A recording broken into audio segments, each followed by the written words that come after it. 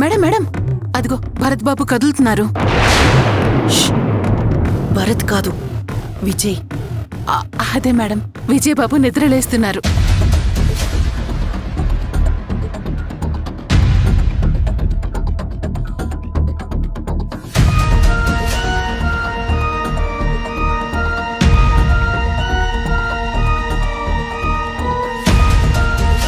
విజయ్, విజయ్,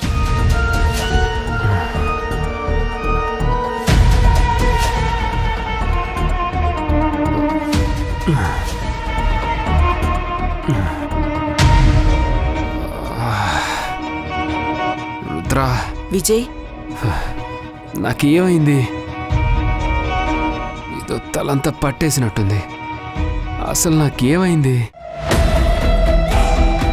ఏం లేదు విజయ్, నీకు ఇంజెక్షన్ ఇచ్చాను కదా, దానివల్ల మత్తొచ్చి పడుకుండిపోయావు. మత్తు రావడం ఏంటి? అదే విజయ్, నీకు మెంటల్ టెన్షన్ వచ్చినప్పుడు ఆ ఇంజెక్షన్ ఇవ్వమన్నారు.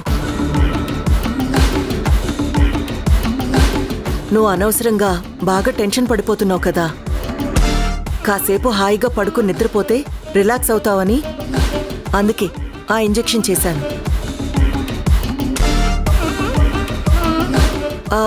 ఇది నేను చెప్పింది కాదు, డాక్టర్ చెప్పిందే. నాకు కొంచెం వాటర్ కావాలి. తాగు. నేను తాగిస్తాను. చాలా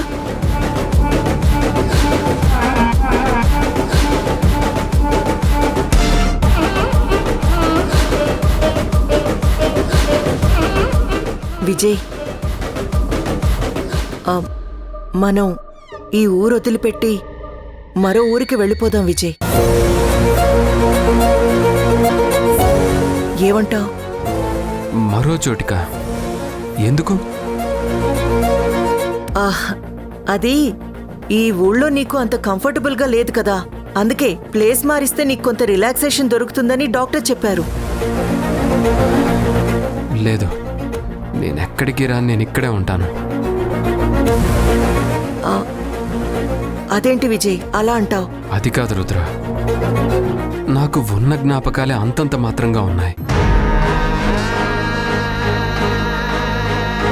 ఇప్పుడే నాకు ఎన్విరాన్మెంట్ అలవాటు పడుతూ ఉంది. ఇప్పుడు మనం ఇక్కడి నుంచి వెళ్ళిపోతే మళ్ళీ నాకు ఏది జ్ఞాపకం రాదేమో. వద్దు, మనం ఇక్కడే ఉందాం. లేదు విజయ్, నేను చెప్తున్నాను కదా, డాక్టర్ కూడా అదే చెప్పారు. ముందు మనం ఈ ప్లేస్ మారిపోదాం ప్లీజ్. నేను రానని చెప్తున్నాను కదా, నన్ను వదిలే ప్లీజ్. చచ్చింది గొర్రె. అటేమో మీనాక్షి చంద్రికలకి అనుమానం వచ్చి వాళ్ళు దాడి మొదలుపెట్టారు. ఇటేమో భరత్ ఈ ఊరు వదిలిపెట్టి ఎక్కడికి వెళ్ళను అంటున్నాడు. ఇప్పుడు ఏం చేస్తుందో అడ్డంగా లాక్ అయిపోయింది.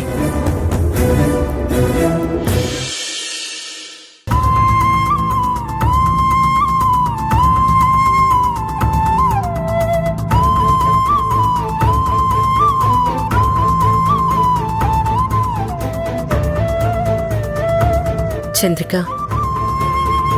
ఈ రోజు నుంచి నీ జీవితంలో జరిగిన విషాదాలన్నీ మర్చిపోయి కొత్త జీవితం ప్రారంభించాలి. అందుకే ఆ ఇంట్లో ఉంటే నీకు ఆ పాత జ్ఞాపకాలే గుర్తొచ్చి నిన్ను మరింత బాధ పెడతాయని ఈ ఇంటికి మారిపోయావు. నీ బాధ నాకు అర్థమైందమ్మా. జీవితాంతం తోడుంటాను అని చెప్పిన మనిషి మనకి దూరం అయిపోతే ఆ బాధని దిగమింగుకోవడం చాలా కష్టం. కానీ ఇదిగో, ఈ పాపం చూసైనా సరే మనసుకి సర్ది చెప్పుకోవాలి. ఈ ఉద్యోగం చేయటం నీకు అవసరం కాదు, కానీ నీకీ ఆలోచనల నుండి, ఈ వాతావరణం నుంచి కొంత రిలీఫ్ కావాలి అంటే ఈ ఉద్యోగం చేయటం అవసరం.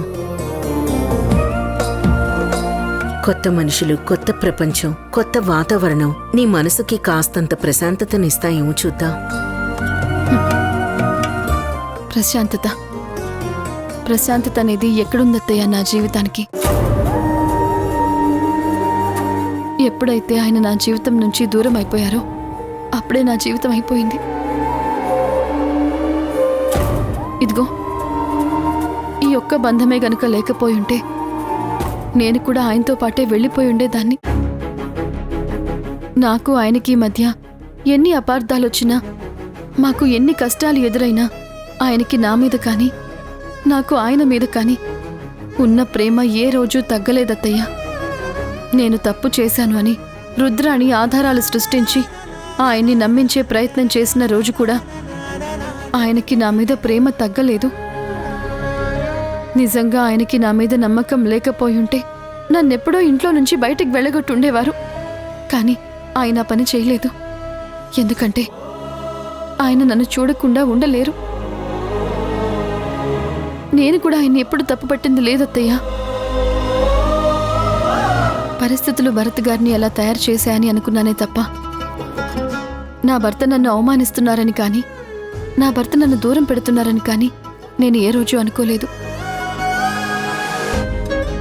ఆ రుద్రాణి ఎన్ని నాటకాలాడినా, ఎంత వల వేసినా, నా భర్తను లాగేసుకోవాలని చూసినా నాకెక్కడో ఒక చోట నమ్మకం ఉండేది. నా భర్త ఎప్పటికీ నా వాడేనని, నాకు ద్రోహం చెయ్యరు అని ఆ నమ్మకంతో ఉండేదాన్ని. చివరికి ఆ నమ్మకమే నన్ను గెలిపించింది.